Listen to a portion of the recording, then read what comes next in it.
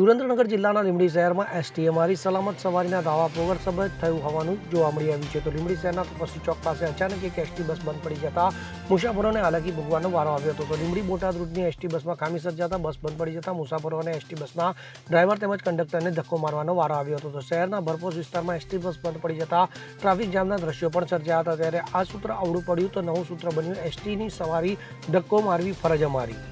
કલ્પેશ વાઢેર સાથે CN24 news Surendranagar. હવે જુઓ દેશ દુનિયાની તમામ ખબરો તમારી આંગળીના ટેરવે. ઉઠાવો મોબાઈલ અને Google Play Store પરથી ડાઉનલોડ કરો અમારી CN24 ન્યૂઝ મોબાઈલ એપ.